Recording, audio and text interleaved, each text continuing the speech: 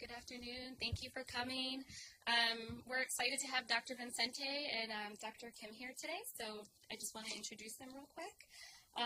Dr. Flavio Vincente is Professor of Clinical Medicine from the University of California. He's board certified in internal medicine and nephrology. He's a member of the steering committee of the Immune Tolerance Network and has been an associate editor of Clinical Journal of the American Society of Nephrology and the American Journal of Transplantation, and is on the editorial board of Transplantation. Dr. Vincente is widely published and has authored or co-authored more than 170 articles on transplantation.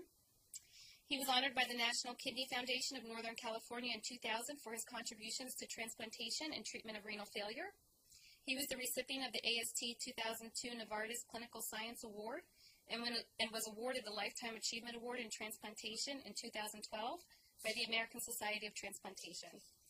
Dr. Vincente has been an active member of the American Society of Transplantation and helped establish the Clinical Trials Committee, which he chaired from 2002 to 2004. He then chaired the Development Committee from 2004 to 2006, and he's been on the board of the American Society of Transplantation since 2003 and has served as its president 2007 to 2008. So welcome, Dr. Vincente. I'd like to also welcome Dr. Kim. Dr. Kim is professor and chief in the Division of Gastroenterology and Hepatology at Stanford University School of Medicine. Dr. Kim's research interests have focused on epidemiology and outcomes and comparative effectiveness studies in viral hepatitis and end-stage liver disease. His research has been funded by several NIH grants, one of which is credited for the seminal achievement of producing the model for end-stage liver disease. He is the current treasurer and a member of the governing board at the American Association for the Study of Liver Disease. He is also founding trustee of the AASLD Foundation. He has been an associate editor of hepatology and has served on a number of editorial boards.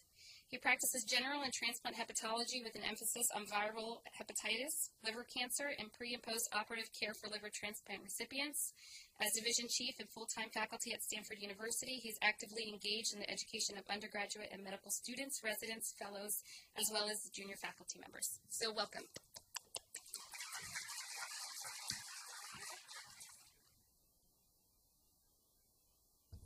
I'd like to thank, on behalf of Professor Vincente and myself, for the invitation to be here, and thank everyone for coming, and also for the nice introduction. I should have recorded it and played it for my mom. She would have been very proud. Not all of that may be that true. But anyway, we're going to talk about liver and kidney transplantation today, and this is sort of a tag team presentation, so I'll be going at the first half of the presentation, and then Professor Vincente will follow me. But he knows everything about the transplant. I know very little about my area, so I'm going to invite him to comment on my part as they are necessary. So this is our title, and the disclosure. If you look at the page 5 of your syllabus, there's disclosure information. So I'll go past that. And there are some off-label discussion. There's a comment of everolimus being used in liver transplant, as well as a number of other products used for antibody-mediated rejection in this presentation, so just be aware. Objectives. So we're going to talk about the most recent data on kidney disease outcomes after liver transplantation and identify criteria that are currently being investigated to guide patient selection for liver alone versus simultaneous liver-kidney transplantation. So that's bulk of our discussion today. The second topic is to apply an up-to-date understanding of the mechanisms of underlying antibody-mediated rejection to the initiation of evidence-based approaches to prevent rejection and minimize immunosuppressant-associated toxicity. And then emphasize an adherence that may underlie AMR, as we discuss. So I noticed some of you have the pre-activity questionnaire. There are a lot of slides that we can potentially go through, so I'm going to go over these questions relatively quickly. But I think it's helpful for us to know who you are. So, how many of you are who of you are MDDOs? Thank you. Nursing professionals. Thank you. PharmDs. Thank you.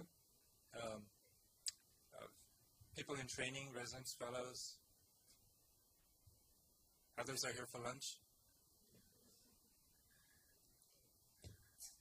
Okay, so the number one question was, how often do you think that SLK should be performed in non-ESRD patients needing a liver transplant? It takes a lot of time to try to get your response, so I'm not gonna ask you to raise your hands or something like that, but think of the answers so that you can answer the questions yourself once we've gone through the material. Question number 2, which of the following liver failure patients should generally not be given SLK transplant? So sort of a contraindication to SLK. Number 3, liver transplant candidates with stage 4 to 5 chronic kidney disease should be receiving an SLK, yes or no? Rate your level of confidence in your ability to select a candidate for SLK. We're all experts here, right? And then rate your level of confidence in recognizing the signs and symptoms of AMR, antibody-mediated rejection. Question number 6, in your practice, what percentage of your transplant patients almost never miss doses of their immunosuppressive medications 1 year after transplantation? And I think of this as a rhetorical question rather than a real question. Question number 7, what strategies have you implemented in your practice to address patient adherence? And these questions tend to be all of the above, right? Question number 8. A 60-year-old man with a history of type 2 diabetes and liver disease secondary to non-alcoholic steatohepatitis is evaluated for liver transplantation. He has never been told he had kidney disease. His labs included serum creatinine of 3.2, which was up from 1.2 a year earlier and 1.5 4 days ago. Urine output was 690 ml per day, down from 1.2 liters 4 days ago. Serum sodium was a little low at 129, potassium a little high, 5.8. Urine protein was low, sodium was low in general, 12 milliequivalents per liter. Is this patient a dual liver kidney transplant candidate? 2 organs or not? Think about that. In liver transplant recipients with eGFR, estimated GFR greater than 30, compared to standard tacrolimus dosing, the addition of everolimus to reduce tacrolimus did which of the following? Did it benefit or not benefit, or it was about the same? Question number 10. The most common cause of AMR is one of the 3. So those are the questions that we hope to see you are able to answer by the end of the talk. So this is the same case as we discussed for question number 8, and this is a 62-year-old man with 5-year history of type 2 diabetes, history of liver disease secondary to NASH. He had abdominal pain, nausea, and coffee ground emesis when he presented. He was transferred for liver transplant evaluation, and workup showed decompensated liver disease, ultrasound, with ultrasound showing a cirrhotic liver, and upper endoscopy esophagitis with varices. On transfer, his creatinine was 2.4, which was up from 1.5, which was an admission. His baseline is 0.6. Urine output was good at the beginning, 1.2. Over 3 days, it progressively decreased to 690. He became encephalopathic, creatinine jumping to 3.2, sodium 129, potassium 5.8. Urinalysis was bland, nothing really remarkable there. And patient was twice on the active waiting list for liver transplant, MELD of 34, and I'm told from this morning that this patient would get transplanted yesterday here. So moot point maybe. Renal ultrasound showed mild echogenicity. It was otherwise normal. So for contrast, this is a normal kidney, and this is the case. And I think what's important, maybe the size is not shrunken, but there's a little bit of a different echogenicity. Is this patient a dual liver kidney transplant candidate? So who would give kidney in addition to the liver in this patient? Show of hand. Okay? Would not. Liver alone. I think there's a consensus. So background information is what impact MELD allocation system had on consequence on liver transplant outcome as a nation. MELD replaced the traditional wait time-based allocation in 2002. And what it did at the beginning was pretty dramatic because before, wait time was championed. So what happened was, as organ scarcity increased, people who developed cirrhosis, when they were diagnosed with cirrhosis, they would get on the waiting list for the chance that if they get really sick, they will have a ton of waiting time and they'll be at the top of the waiting list and get transplanted right away. So that was a psychology pre-2002. And then the government mandated that that's not acceptable. You need to come up with a more reasonable solution. And that's where this came in as a MELD being a measure of liver disease severity. So the organs are to be allocated by how sick the recipient is. So when we did that, the first immediate effect was people didn't list sort of those bogus patients anymore. So the waiting list registration dropped significantly as the denominator shrunk, the mortality percent decreased. And it also reduced waitlist mortality in substance because people who were really sick and about to die were getting transplanted as opposed to people who had a ton of waiting time. But there were some unintended consequences of MELD-based allocation system. Livers were often allocated on the basis of kidney disease severity. MELD consists of 3 variables, as you know, bilirubin, INR for prothrombin time, and the third component of creatinine. So people have, at the beginning, people have argued that when you're sick with a high creatinine, you can get a liver just based on creatinine being high. So instead of getting a kidney transplant, you can get a liver transplant. That's a joke. Sorry. Compared to pre-MELD era, SLK listing have increased, SLK transplants increased. So people with renal insufficiency with high creatinine had higher priority, and therefore the proportion of people who received kidney in addition to the liver increased. So this is such data here. So this column is pre-MELD data. This is post-MELD data.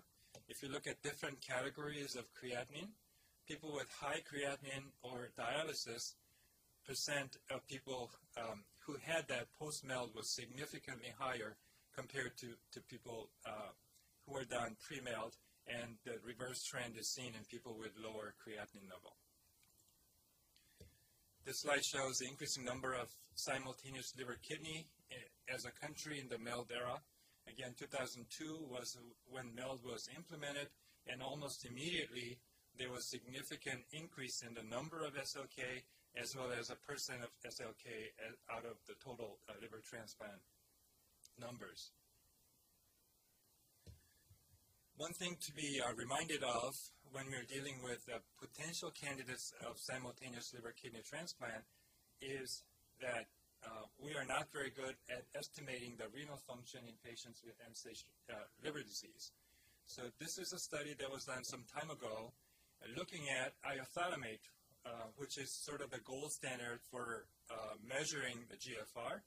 And the patients were divided into low GFR patients, GFR less than 40, versus normal GFR or high GFR, GFR over 40, based on the iothalamate. So obviously, people with lower GFR had a mean of 22.6, low GFR, and high GFR had higher mean GFR. But the point of the slide is that if you look at all the other measures of GFR, they grossly overestimate the true value, which was 22.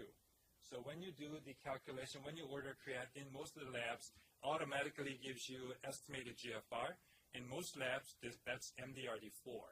So if you have a cirrhotic patient, have a creatinine of 0.9, and the MDRD may say something higher, but the true value, maybe the GFR is overestimated. The person's renal function may be actually lower. So the practical limitation in our ability to assess how sick the patient is with regard to kidney dysfunction in patients with a liver disease is that we don't have a good measure, and the measures that we often use overestimate the GFR or underestimate how sick the patient is. So just be aware of that. Why are we using simultaneous liver-kidney transplant? There are some good reasons, and there are some not so good reasons. One of the reasons may be to avoid perioperative dialysis. That's the soft reason. The more common reason is potential to prevent the following complications, such as non-recovery of preoperative AKI, which I think is the biggest topic.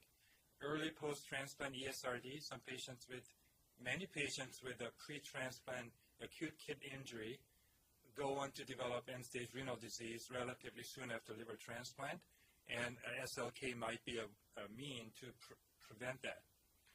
And then subsequent end-stage renal disease and need for later kidney from another donor.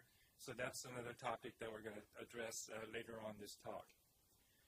And the third one is a cryptic and is not a very good reason, and that is to protect the reputation of the center.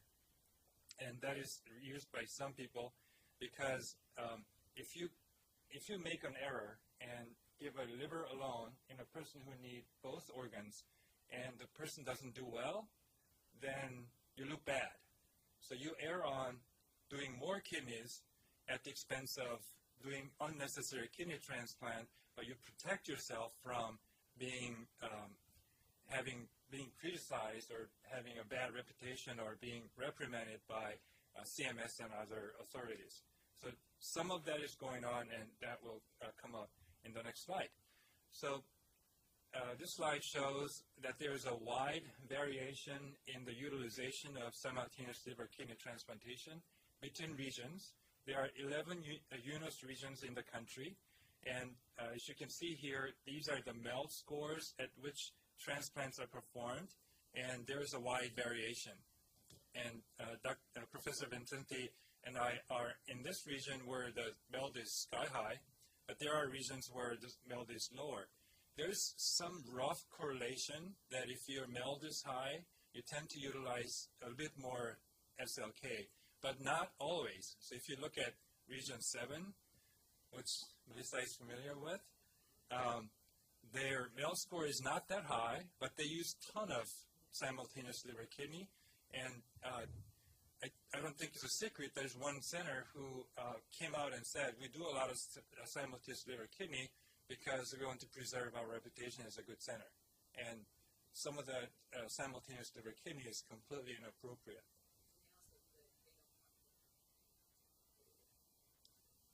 Exactly. So if you have a very sick patient, if you're not sure if the person is going to survive or not, and if the person doesn't survive, that's knock on your reputation or your outcome score. But if you threw in kidney, that transplant is not counted as a denominator of that outcome measurement. So that's a trick that people have used, unfortunately. So that kind of things go into the decision whether liver kidney is going to be done or not, and therefore there's a lot of variation. And you can't, there's currently a mechanism to police that to make sure that things are done equitably. Next question. Independent of estimated GFR, all of the following factors at the time of liver transplant alone have been associated with end-stage renal disease, except for older age, diabetes, duration of dialysis, or kidney biopsy findings. Old age matter for end-stage renal disease development? Old age tends to be a bad thing, but can't avoid it, unfortunately. Diabetes, likely. Duration of dialysis, we're going to talk a lot about that. And the answer to this is kidney biopsy results, and we're going to talk about the results too. So the heart of the matter is that there are some patients who have bad kidney function as they go into liver transplant. And their prospect or prognosis with regard to recovering their kidney function and being able to stay off dialysis after transplantation, that becomes a tricky question. So how do you define the population that will benefit from simultaneous liver kidney transplant? And this is a survey that was done around the country asking how long do your patients need to be on dialysis before you pull the trigger to do simultaneous liver kidney. So 32% said if someone is on dialysis for 4 weeks, we give a liver kidney. 37% was 6 weeks, 32% at 8 weeks. So this is 4, 6, and 8 weeks may not sound different, but this is very, very different practice. It's if you're on the waiting list and high MEL score, you have a kidney failure, you're almost dying, 4 weeks and 8 weeks is a very, very different length of time. But anyway, the point is there's a great variability. There's no guideline as to how long you need to be on dialysis to benefit or justify or to qualify for simultaneous liver kidney transplant. The second part of the slide is CKD, people with underlying chronic kidney disease. So 24% said if their GFR is less than 40, they give both organs. 76% no, the GFR needs to be less than 30. So again, there's a less variability here, but the more impressive change variability is in AKI area. This slide shows the risk of end-stage renal disease after liver transplant alone in patients with fluctuating estimated GFR pre-transplant. So on the x-axis here is GFR, weighted mean eGFR, so average GFR before transplant. On the y-axis is a percentage of patients developing end-stage renal disease within 3 years.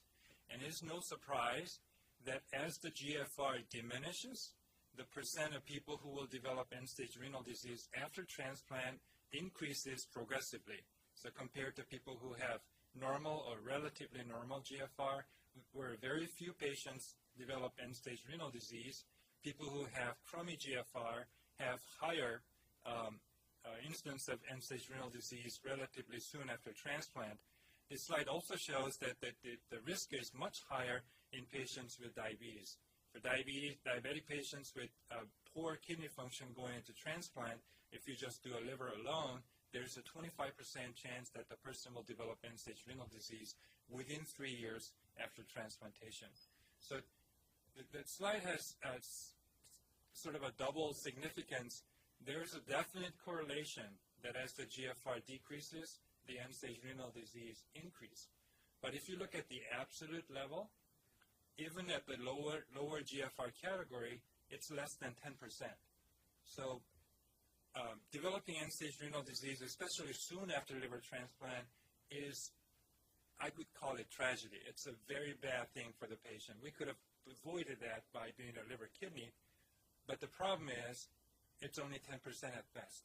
So how do we select those patients so that we don't waste kidneys in the 90% of the patients that will not develop problems? That's the heart of the matter. This is a similar slide, end-stage renal disease by 6 months post-liver transplant, based on pre-transplant acute dialysis duration. So that the blue line is less than 10 days, the green line is over 2 weeks, and the yellow one is in between. And as you can see, that the longer you are on dialysis pre-liver transplant, the more likely that you will develop end-stage renal disease after getting a liver transplant alone. So there is definite gradation. The longer you're on dialysis, the worse off you are with regard to renal prognosis. But again, the same holds true about the absolute instance. Even if you're on dialysis for over 2 weeks on average, the absolute instance is 10-12%. So again, vast majority of people, even with a couple of weeks of dialysis, don't develop end-stage renal disease, but some do. And how do we identify those patients and do the right thing? That's the question. The same study looked at the risk factors in the multivariate analysis. Donor factors are not very important here. It's mostly recipient factors. Duration of pre-transplant renal replacement therapy is important. Age at transplant is important. Retransplant candidates, they have underlying calcineurin inhibitor-induced renal toxicity, and you add additional insult to that, then they're less likely to recover. Type 2 diabetes is also a bad thing, as we saw there. So these are relative risks. So far we've been talking about functional recovery of the kidney, that renal prognosis. But there's more to that. People who are sick, requiring dialysis prior to transplant, they are at risk of increased mortality. We may not be able to save them by giving a transplant. And this is such a scenario here compared to people who did not have dialysis more than a month, people who had 1 to 2 months, 2 to 3 months. Their relative risk compared to liver transplant alone is around 1. So there's no mortality deficit by having dialysis up to 3 months. But if you go over 3 months and you get a transplant, then the survival is only 50%. Relative risk of death with a simultaneous liver kidney transplant is 0.5. So there's twofold difference in the likelihood of survival by getting a kidney. So for sure, I think 3 months is too long. If you don't give a simultaneous liver kidney, the patient has significantly increased risk of mortality. So that's sort of the baseline bottom line. But that's not the only criterion. The other criterion that's important is what's going to happen to their kidneys. Will they recover the kidney function? And that's a part we don't have good answer. This slide shows the interaction between age, dialysis, liver alone versus kidney alone. It's easier to look at the top part of the slide here. These are younger patients, less than 65, dialysis, liver alone, dialysis, liver and kidney, and liver alone with no dialysis. They are kind of lumped together, so it doesn't matter that much in terms of survival. But if you look at the older population, people who had just the liver, which is buried here, this thin line, they are just like the younger generation, younger population, younger patients, that they have a good survival. But once you're over 60 and on dialysis, liver alone or liver kidney, their survival is significantly lower than people with no dialysis of the same age group or dialysis with younger age group. So this is a patient population. We talked about this in a small group discussion, that older population on dialysis is a tricky patient group to treat, regardless whether we give liver kidney or liver alone.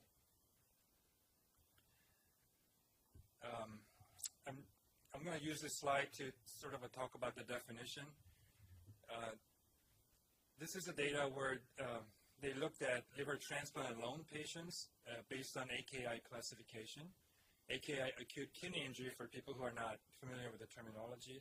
There were a lot of patients with no renal damage. Risk is mild kidney injury, less than twofold elevation of creatinine or absolute value of 0.3 increase, so mild increase. Injury is 2 to 3-fold creatinine increase based on compared to the baseline. Failure is after that 3-fold increase or creatinine over 4 on dialysis, things like that. That could be ATN or hepatorenal syndrome. When they looked at what happened to their kidney function after liver transplantation, mild kidney injury, as you expect, most of them recovered their kidney function at 30 days or 90 days after transplant.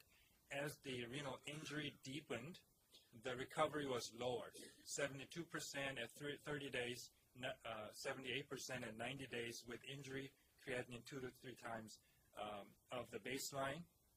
But if you look at the sicker group, ATN had only 50% chance of recovering the kidney function at 30 days, 71% at 90 days. Hepatorenal syndrome patients did better. So the degree of renal injury prior to transplant has implication on recovery of kidney function. So this brings us to this discussion that we talked about a lot of the data about what we know. How do we assess kidney function? What is the likelihood of developing end-stage renal disease based on pre-transplant characteristics? What's the impact of renal function on mortality based on SLK versus liver transplant alone? And then recovery of kidney function in patients with AKI after transplant. So why don't we have a clear-cut answer? And that's because we can have randomized clinical trial in this area, getting exactly the same kind of patient and randomize a group of people to get liver alone versus simultaneous liver kidney. That study will be very, very difficult to do, if not unethical. So that's the deficiency. We only have retrospective studies. The controls are hard to get. These are different groups of patients. You can apply statistics all you want, but that's only adjustment. So we really can't have a really firm information about what is the exact criterion that SLK need to be utilized as opposed to liver transplant alone. A quick comment on kidney biopsy.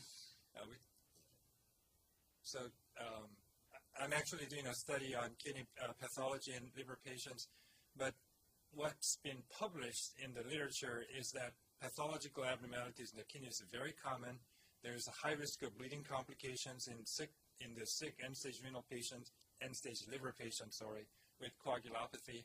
And the bottom line is that the histological data doesn't really help us determine what's going to happen after transplant, reversibility, kidney function, rate of decline in GFR, and time to end-stage renal disease. So it should only be considered as a research tool at this point.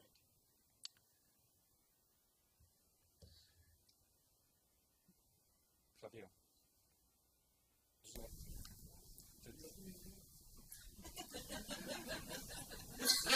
This is a summary part about the UNOS policy. So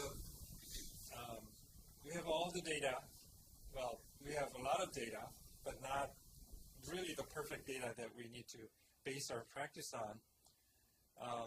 So people are trying to come up with a consensus policy proposal that everybody can agree and practice. And this is one such attempt. Listing criteria for simultaneous liver-kidney transplant, end-stage renal disease, of course. Chronic kidney disease with GFR less than 30 and proteinuria greater than 3. Sustained AKI requiring dialysis for 6 weeks. Sustained AKI, GFR less than 25 for 6 weeks, even if the patient is not on dialysis. Sustained AKI, combination of the time, either dialysis or having less than 25 of GFR greater than 6 weeks. And then metabolic disease such as hyperloxaluria. Those are sort of easy. And then the other criteria is priority local listing for kidney alone liver transplant. So this is what I call safety net. If we make the SLK criteria conservative, if we err on not giving a kidney when it turns out to be that the patient needed it, and the kidney goes on to fail or not recover the function, then can we set up a system that those patients get the first dibs for the next kidney? Because we screwed up, and we need to make up for that. And that's this proposal. If listed for SLK but received only livers, or required 2 weeks of pre-liver alone dialysis and or GFR 30 to 40 for 4 weeks pre-LTA, and continued maintenance dialysis for 90 days, non-recoverable kidney function between 90 to 100 days post-LTA, then let's give them a break and get them on top of the kidney list to get the next organ. But there are many issues as we discussed. There is inadequate characterization of pre-kidney function. 3-month duration of severe kidney disease is tipping point, as we discussed in terms of mortality. CKD defined by impaired kidney function more than 3 months has been shown to be an important predictor. Should restrict SLK to patients with stage 4 to 5 CKD. There's no clear benefit patients not on dialysis. Select patient with lowest likelihood of renal recovery. So these are many moving parts in the policy proposal. So we are struggling with that. And as of today, we don't have a clear-cut guideline. So this is an algorithm that may summarize all the data relatively effectively. And that is that people with normal kidney function and need liver transplant, obviously those need to get liver transplant alone. Liver candidate with acute kidney injury that has been less than 12 weeks in duration, they should get liver alone. And that was our case, if you recall, the type 2 diabetes patient. Person with acute kidney injury longer than 12 weeks, then we go to the CKD mode. And CKD stages 1 to 3, that means GFR greater than 30. We go to liver transplant alone. CKD stages 4 to 5, that means GFR less than 30. Then we go to simultaneous liver kidney. If somebody has end-stage renal disease, obviously, we go to that. But if we screw up and then do a liver alone, it turns out that the patient needs kidney transplant, then we'll prioritize a person to get kidney after liver transplant. So those are the data that we have about simultaneous liver kidney transplant. At this point, we are transitioning to a post-transplant scenario. So I'm going to invite Professor Vincente to take over, please.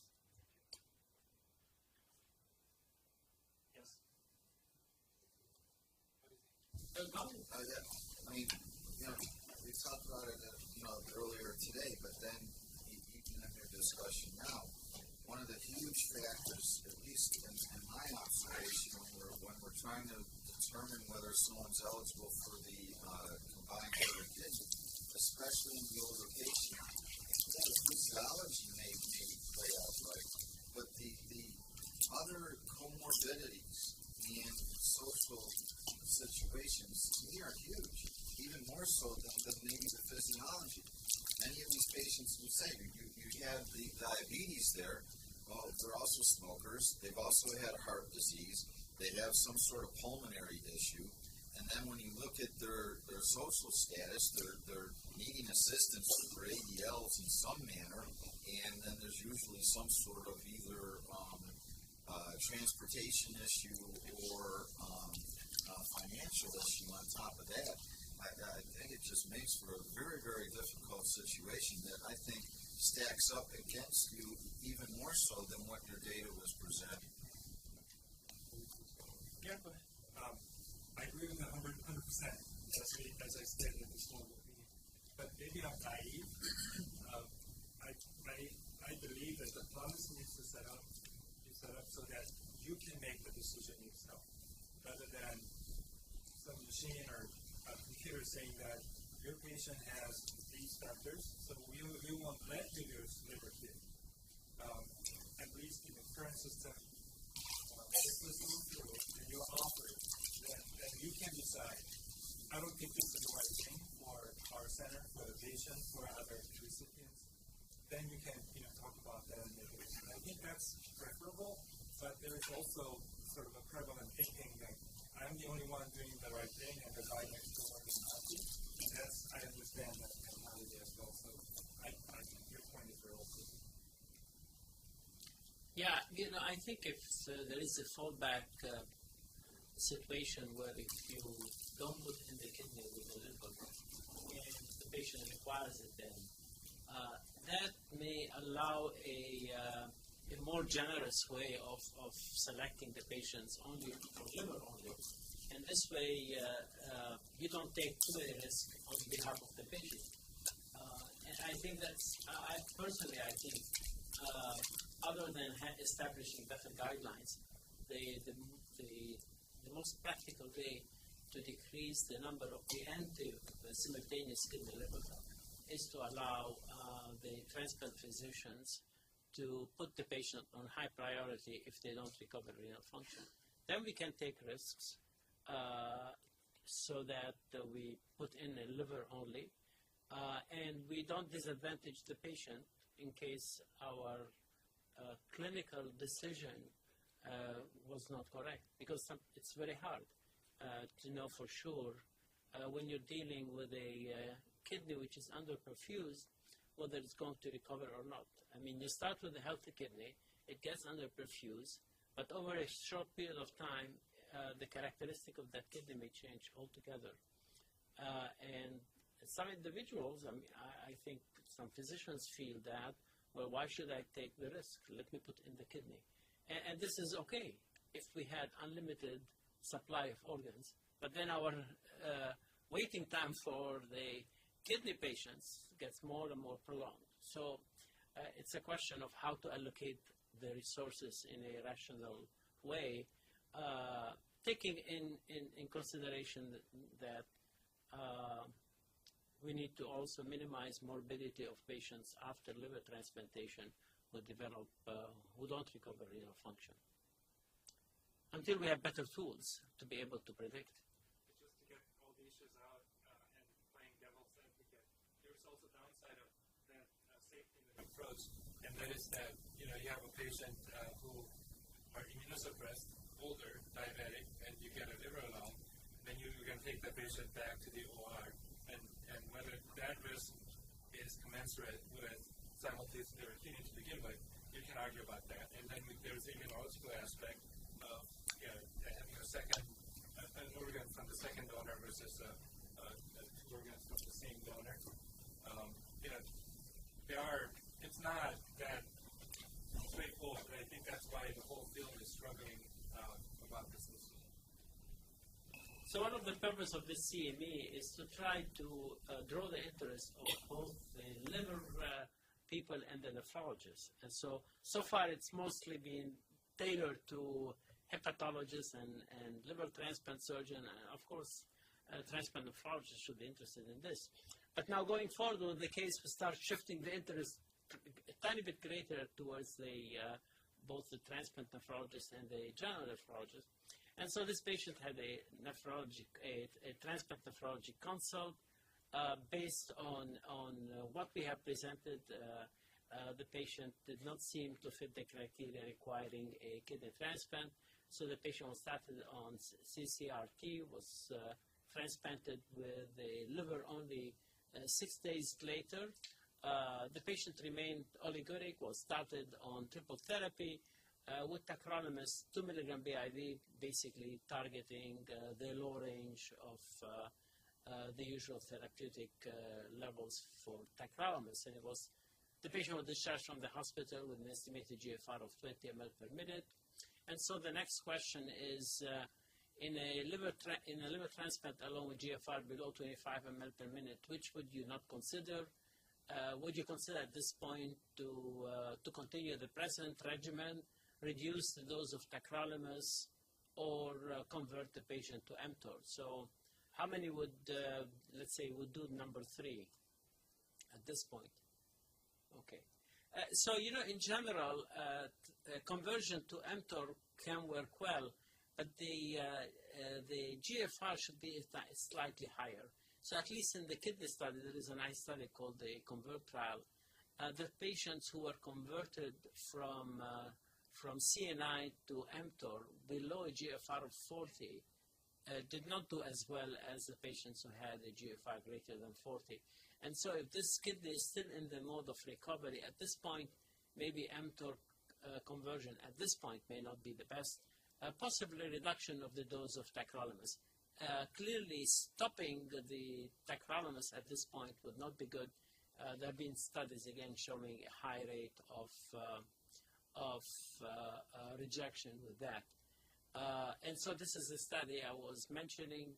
Patients at 1 month were either maintained on their tacrolimus, or they were withdrawn from tacrolimus, or they were converted to everolimus.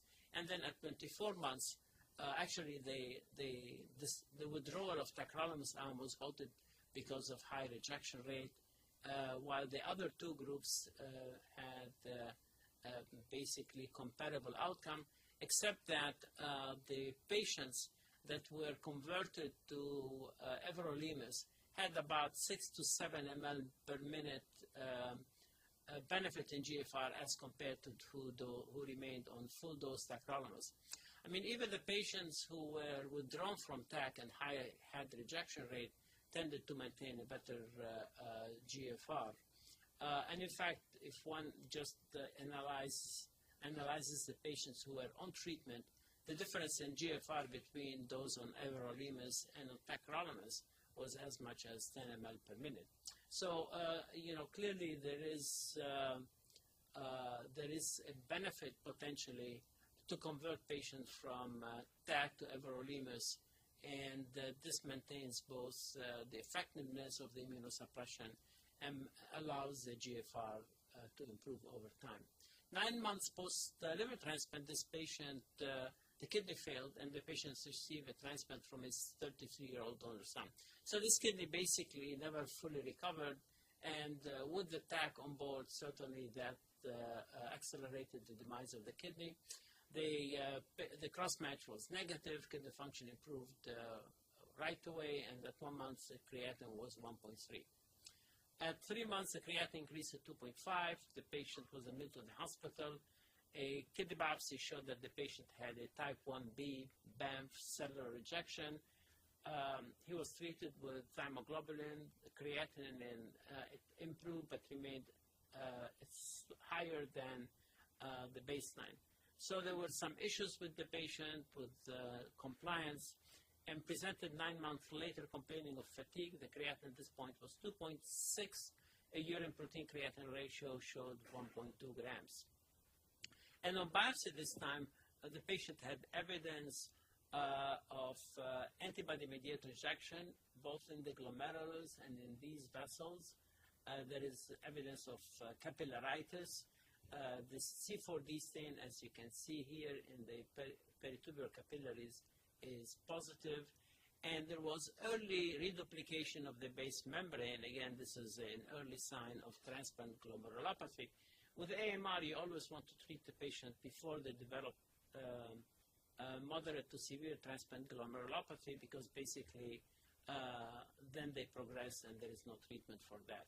So blood samples were sent for donor-specific antibodies, and the patient had developed DSA against DQ3, which is not uncommon in long-term transplant recipients.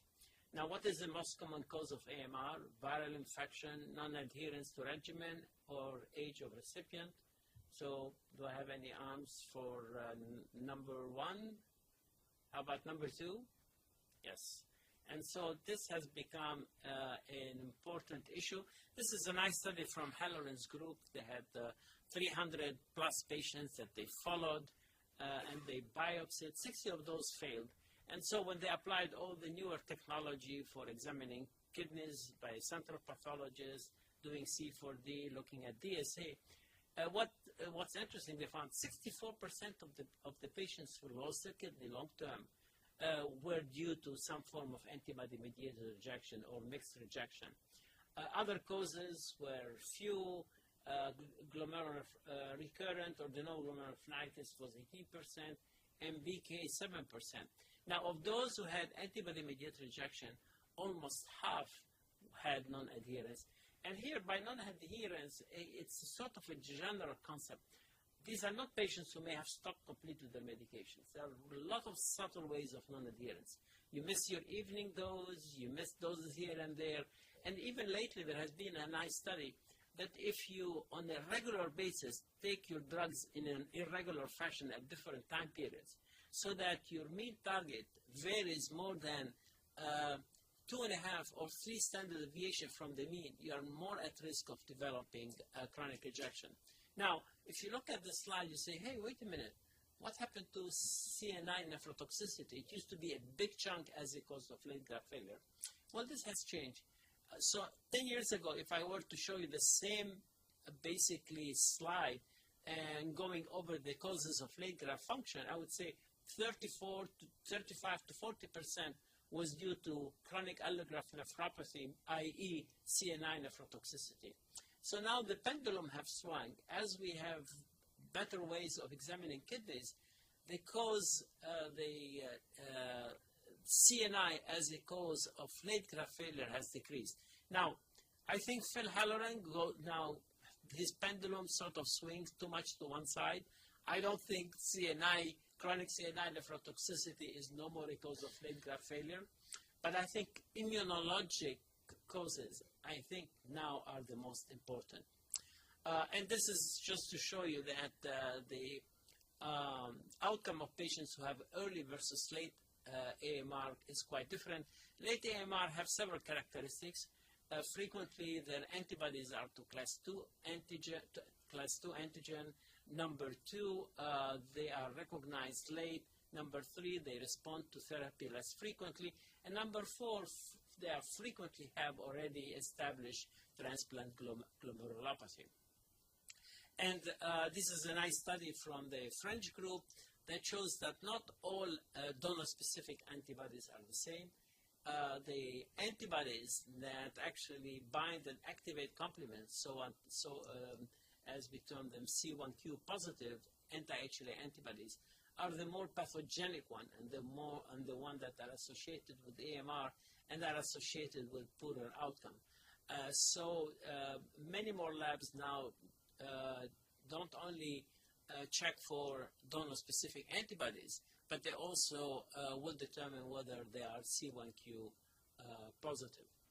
So the KDIGO guidelines have some recommendation in terms of how you should treat AMR, plasma exchange, intravenous immunoglobulin, anti-CD20 antibody, and depleting lymphocyte antibodies. And frankly, in general, there aren't very good studies. There are no randomized studies. There are no studies with control groups where each of these has been tested separately. What we have are some okay studies whereby a combination of therapies have been used. For example, IVIG and anti-CD20 versus IVIG, anti-CD20, and plasma exchange. And for example, one study like that showed that if you add plasma exchange to IVIG and anti-CD20 antibody, outcomes may be better than just if you use IVIG and anti-CD20. Now, what is the role of each one? I mean, people sometimes, and on rounds with my resident, I ask him, well, if you have to do something quick for AMR, what do you do? Well, the plasma exchange will decrease the titer of the antibody very quickly, but it rebounds within like 24 to 48 hours. So what you're buying is time. You're not doing anything, number one.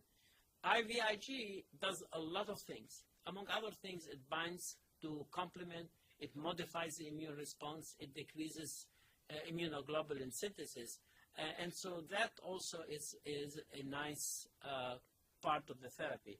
Now, anti-CD20 antibody, I always ask my residents, how urgent do you have to give rituximab? And the question is, with the anti-CD20 antibody, you're really targeting the B cells. Now, the B cells don't produce antibodies. They have to differentiate into plasma cells, and the plasma cells then produce antibodies. So the anti-CD20 therapy is more for long term. Don't expect to give rituximab tonight and see an effect tomorrow morning. And that's why these therapies have to be given frequently jointly, but understanding that each one has a different role in the therapy of AMR. And if you do a systematic review of the literature, you find that, in fact, most of the trials that have been published are not of excellent quality just because it's so difficult to do trials with adequate control groups. And this slide shows the treatment of AMR after kidney transplantation. And the whites are when the specific therapy is rarely used, the gray somewhat used, and the black is the most used, or used in this study, 700 patients. But as you can see that phoresis is used a lot, IVIG is used a lot, and these are frequently the most commonly used in addition to rituximab. You see that bortezomib is being used now a tiny bit more in some patients.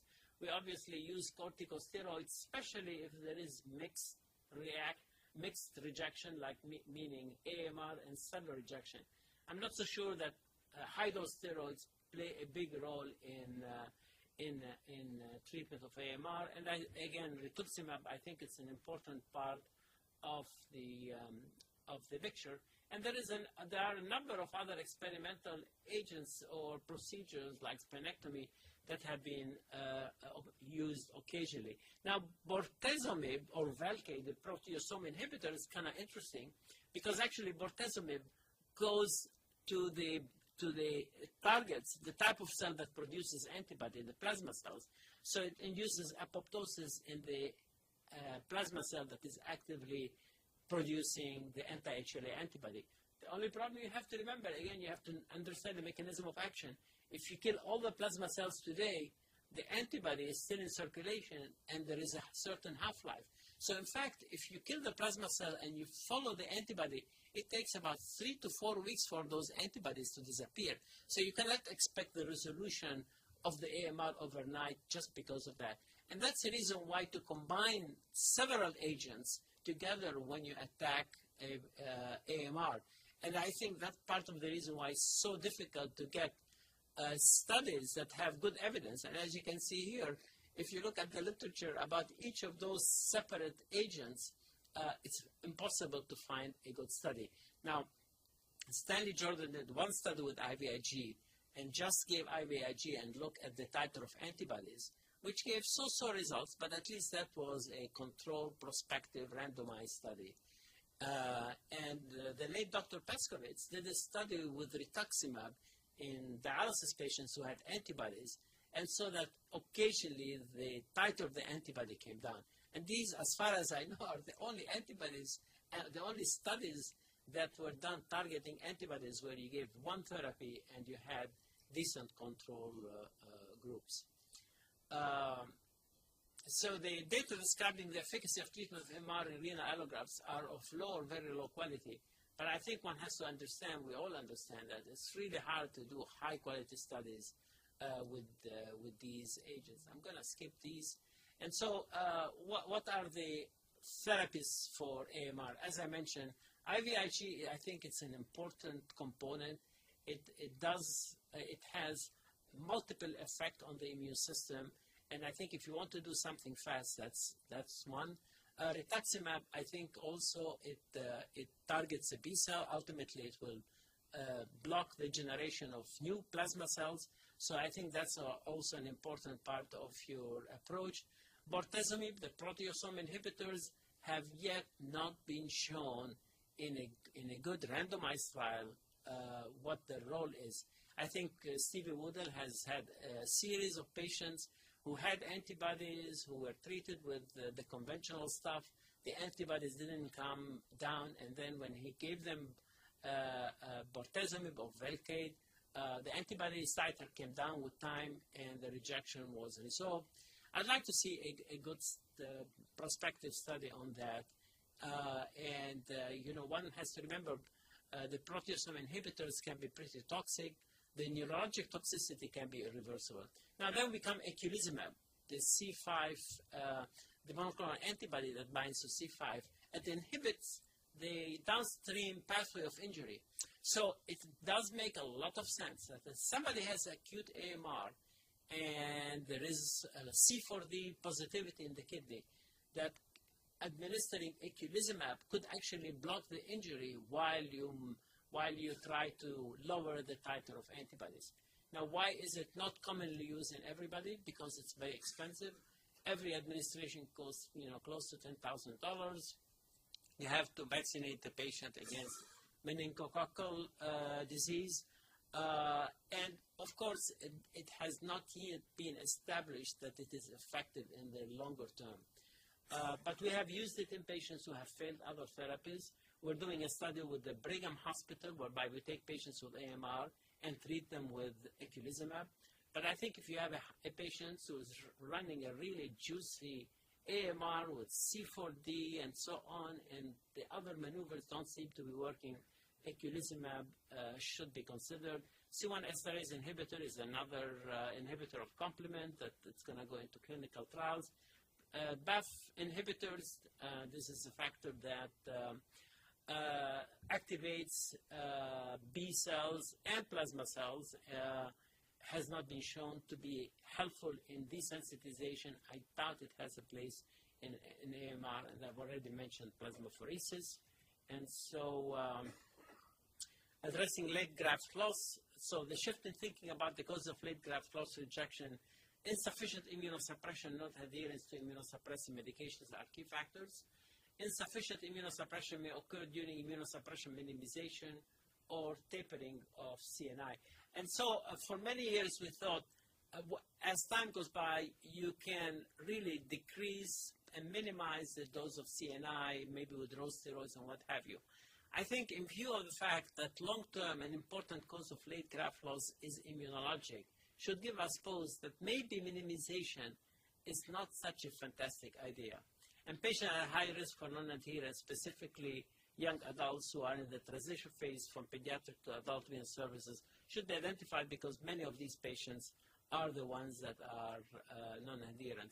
And I think we have to make greater effort in when we see patients and follow them in the clinic to stress the adherence issues. Adherence, not only taking the drugs every day, but taking them in the right dosage, not missing evening dose. There are very nice studies showing that the majority of patients, when they miss the evening dose, and the Saturday night evening dose is like a malign dose. People just like to forget it. Let me see. So this is a study of tacrolimus versus the long-acting tacrolimus, the once a day. And so it just shows that in terms of adherence, if you take the drug once a day, and this is Astagraph, as compared to tacrolimus twice a day, that you do have better adherence with the medication. So I think understanding how to simplify immunosuppression and minimize how frequently the patient needs to take drugs during the day can make a difference in non-adherence. So this patient who had the AMR was treated with steroid pulse, was given 3 doses of IVIG, and then rituximab 1,000 milligrams times 2 over 2 weeks. Liver function of the patients remained normal, and in conclusion, we didn't want to give a conclusion on the outcome of this patient. So we have a conclusion on this presentation. Candidates for combined liver kidney transplant include ESRD, patients with metabolic diseases, and certainly patients who have prolonged AKI because of the concern that this induces accelerated fibrosis and these kidneys will not recover. AMR is a common cause of death, sensor transplant failure. Currently, management of AMR must include maintenance of immunosuppression while optimizing patient adherence.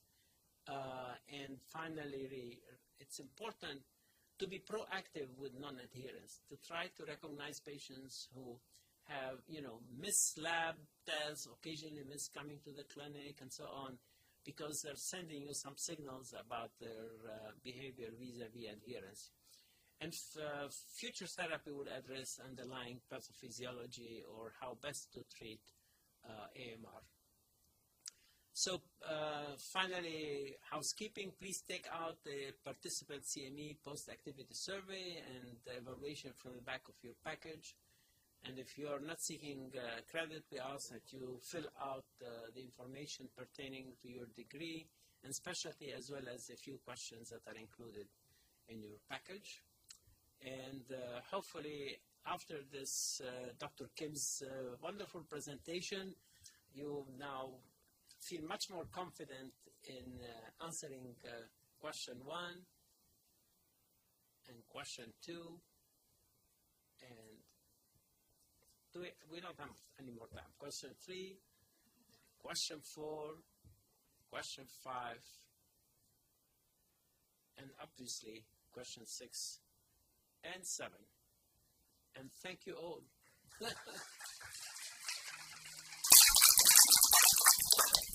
have a question for you. In the case that you presented where the patient received the kidney after the liver, you showed that it sounded like the transplant was based off a cytotoxic assay alone. I'm just curious, in your center, do you base your transplant off the cytotoxic with or without the flow? No, we did flow. I mean, we just, for simplification, this patient did not have DSA, so the flow was negative at the time of transplant. Okay. So this was a case was that one of your own patients? Yes. Oh, I thought that was just a general example. Yeah. Oh, okay. And so, the other thing was that this case was presented also to illustrate the fact that with non-adherence, which this patient was suspected of, that frequently the end result is ESA and AMR, more than that you have not necessarily that response to the existing. So we wanted, this was a case, probably 2 cases put together that finally to make both the example of what to do with a patient that has AKI, because they need a kidney with the liver, but that subsequently the kidney fails, and what would be the effect of non-adherence on a patient that has received multiple organs. And we have to be careful in assessing these patients when we give them very precious and limited organs. And maybe we didn't do as good a job in this patient in trying to truly find out about the personality and the future behavior. And the other comment I'd have in that, with respect to the treatment of AMR, in cases where you have cellular and antibody-mediated rejection at the same time, I think it's pretty straightforward that you would want to be, using thymoglobulin as you showed in the presentation. I think it's a little dicey in using thymoglobulin when it appears that it's only antibody-mediated and you don't see the infiltrates on the biopsy. I would suggest that you still want to use the thymoglobulin in that scenario because of the B-cell activity that thymoglobulin does have, or anti-B-cell activity, I should say. And then also, you never know what role the T-cell is playing in the activation or stimulation of the B-cell. And that, to me, if your B-cells are active and your T-cells may be under suppressed by your CNI and mycophenolate, that you want to use the thymoglobulin as well. Yeah. No, you make great points. I mean, in this patient, when he had the cellular rejection, we used thymo.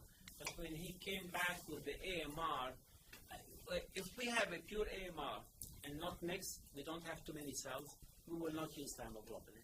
So we'll target all the pathways for B cells and plasma cells and complement activation and what have you. The thing is, if you look at the phenotype of cells after induction with thymo, B cells tend to be the ones that are somewhat resistant. Of course, you get rid of the T helper cell and T cells. But B cells are not that affected by thymoglobulin. They're one of those better preserved cells after thymoglobulin. And so, in general, our practice is to treat pure AMR without depleting antibodies, but treat it aggressively with phoresis, IVIG, retox, and when needed, if we think it's a really juicy type of lesion and so on, maybe a couple of doses of eculizumab. And then, do you also, when you're treating for AMR, treat with Valsite for potential of CMV? Valsite, and then we reinstate Septra for another 6 months. Absolutely, yes. Yes? Thank you so much for your talk, and especially about the discussion of compliance. It's not something I think we have often enough. So my question really is about the extended release enrollments. And in the study that you showed, compliance was improved. Were all of those patients still on mycophenolate drugs? And what was the effect of the daily enrollments on mycophenolate compliance? Because, I guess the one big concern I see is if you're changing one twice-a-day drug to once a day, but you leave another twice-a-day drug, what's the benefit there? No, I understand your point. Well, the issue is whether, missing both is worse than missing one, right? And so, clearly the individual who's missing the evening tacrolimus or the Saturday night tacrolimus ain't taking the MMF at that point. It's such a question that at least there you have the safety net of having TAC levels adequate when you're missing the MPA. But I don't know that in the study, and I can't remember offhand, whether they looked as much to the how frequently the MPA is being missed. But the point is that probably the CNI tend to be the more important component than the MPA. But clearly, if we could have patients having one morning dose and everything long-acting, I think that would be that would achieve probably better adherence. And as a follow-up, would that argue then maybe we should be looking at azathioprine? Well, except I don't like azathioprine.